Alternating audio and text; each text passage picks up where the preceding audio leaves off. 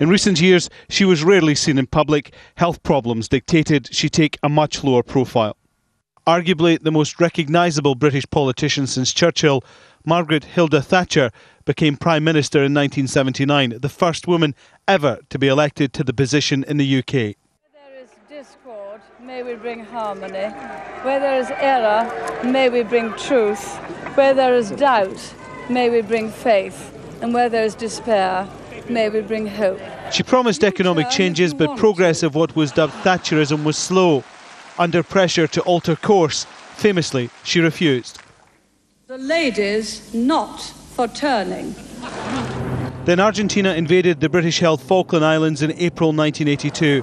After a short, bloody war, the islands were recaptured. The white flag is flying over Stanley.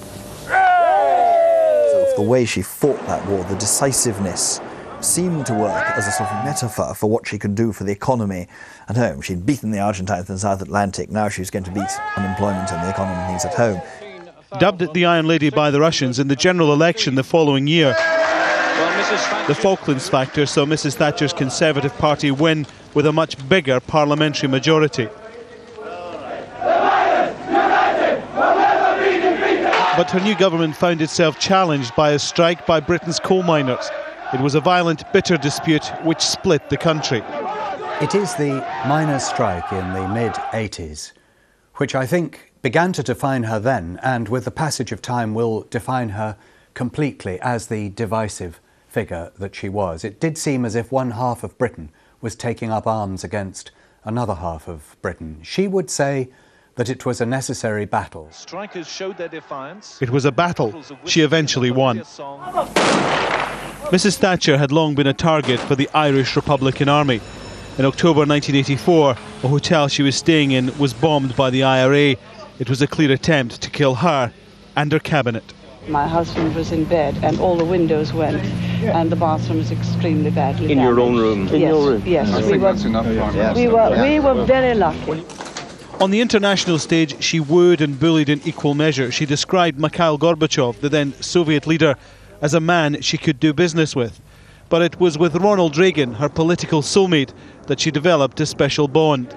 She was on the phone to him and she was going on and on and on, and he was in a group with advisors around him, and he picked up the telephone as she squealed so that everybody could hear, held it out to his friend, nya, nya, nya, nya, they could hear, and he turned to his friends and said, "Isn't she wonderful?" She attracted fury for consistently refusing to impose sanctions on apartheid South Africa. Some think she's been harshly judged. She was no friend of apartheid at all. She was telling South Africans the whole time that this cannot last, not so much on moral grounds, but on sort of economic grounds. This is no way to run an economy. You cannot do this. You have got to change. She won a third term as Prime Minister, but controversial policies lost her support in the country and in her party. In November 1990, she resigned and left Downing Street.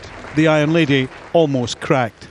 Ladies and gentlemen, we're leaving Downing Street for the last time after 11 and a half wonderful years.